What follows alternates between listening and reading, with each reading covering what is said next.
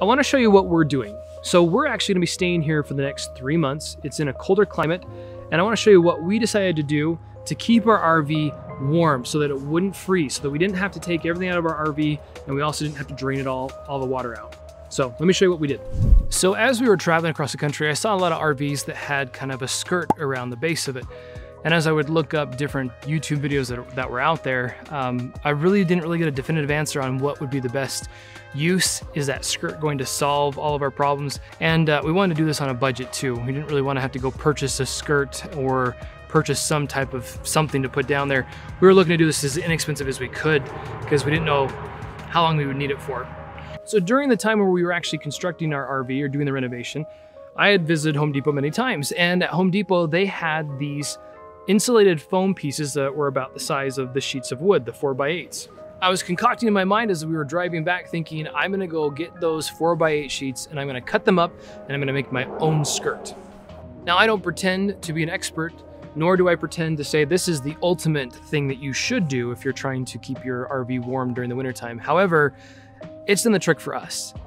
We actually used 2 thicknesses of the foam. They're different ratings, but I'd actually recommend getting 2 thicknesses of foam because it came in handy to have the thinner foam in certain spots and the thicker foam in other spots. So I would say one of the major advantages of using these sheets of foam is that they're pretty easy to work with. Yeah, you weren't gonna cut them and it's like cutting styrofoam and that goes everywhere. It feels like you're making snow. But relatively, I could cut the pieces to what sizes I wanted. And what's also really nice that I will point out is using the gravel. The gravel actually gave me a lot of variability where I could make it higher or lower. I could also, it just helped bring in the gaps along the bottom so I can make it a little bit more tighter, not really of a seal, but take out any gaps that I didn't want. So having the gravel was really nice to work with. I noticed at night when we were at colder areas, the front of our RV, I could feel a draft coming through the air intake, the front of the nose of the RV coming up through the driver's area. And so I knew that that was going to be an area we're going to leak a lot of heat. And so I took a cover that we got with this RV. It's actually ripped. It's got problems, but I thought, you know what, I'm going to take this canvas and I'm just going to put it around the nose. So there's probably more effective ways to do that. And probably if I were to do this more, I'd go up to the front driver's seat and I'd probably stuff some foam down there by the gas pedals and the brake pedals. But this is what we've done so far. I did cover the wheel wells, and that was really nice. I did learn a little trick though in doing that. If you're trying to stuff this flat board to go all the way up to the height of the wheel well, I noticed that if you actually cut the foam, not all the way through, but so much so that you can bend it, so you can kind of break it, but it's still attached, you can then push half in and put the rest of the half in place. So that's a little thing that I found that worked out really well. The front wheels stick out further, side to side, so I couldn't really cover those wheel wells very well, so I just kind of covered them with the canvas to kind of keep them from the sun anyway. Now I know this is not something brand new. There's a ton of people online that I think talk about doing this, but putting this around the outside of the wheel well, basically what I'm trying to do is create a kind of a heat pocket inside. And so inside this foam area, you'll notice that we have a heater in there. Now this is a heater that's really nice because we turn it on medium to low and it will keep the heat kind of going, especially when it gets colder at night. But when it warms up, it'll turn off and rest itself. So it doesn't overheat, which is nice. And it basically creates that pocket of heated air underneath that's gonna keep our pipes from freezing and also try to keep our floor warmer. So as we walk inside, it's not as bad. We also have a heater on inside the RV. So basically the heater that's underneath the RV is at the back, the heater that's inside the RV is at the front, and so the two of them working together kind of helps regulate and keep it a normal temperature without freezing. So in our RV, all of the compartments actually are insulated, and so it's nice that I didn't really want to cover up the compartments with this extra insulated foam. I wanted to be able to get access to the compartments, and that's what I was able to do by doing this process.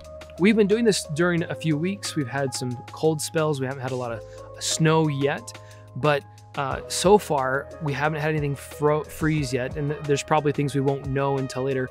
We're not hooked up to water or sewer at this point, and so we're not running all kinds of water at the same time, but I'm checking the water every once in a while and it seems to be working. Since we're staying at a family's house, we don't have a 30 amp power. Instead, we just have a normal plug that we can plug in.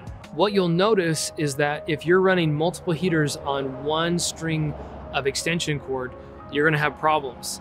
Since we didn't have 30 amp power running to the RV, what we had to do is actually do multiple extension cords. One extension cord for the main power of the RV, another extension cord for the heater underneath the RV. With that kind of setup so far, we haven't had to trip any breakers yet, and also allows the plug that's here on the outside of the house, which is part of a circuit that has other things that are plugged in. And so far running stuff inside and on the outside hasn't tripped the breaker yet.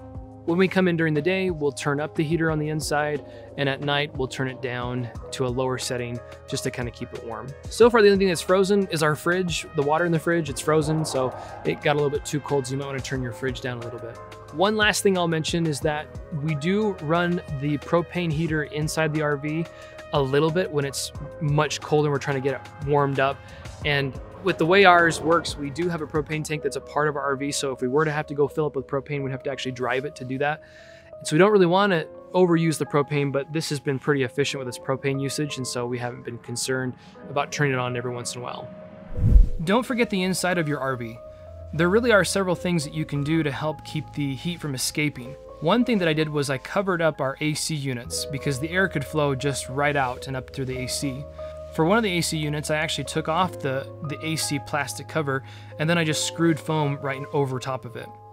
I actually found, though, there are ways that you can actually put the foam inside this plastic cover and probably would save time from having to take them on and off. That seemed to actually be a better way of doing it, but that's up to you. We also have 2 fanned air vents, and so we just took a piece of foam, cut it to the right shape, and pushed that in there, and that closed up that fan area so the air wouldn't escape. The other thing I did is I put a piece of foam over our door window just to kind of help make sure that gave it a little bit more insulation. You could do this to all of your windows. I didn't, but maybe something to consider. Well, that's it. That's what we've done to keep warm this winter season. We're going to be hopefully back out on the road in a couple months. We're really excited about that.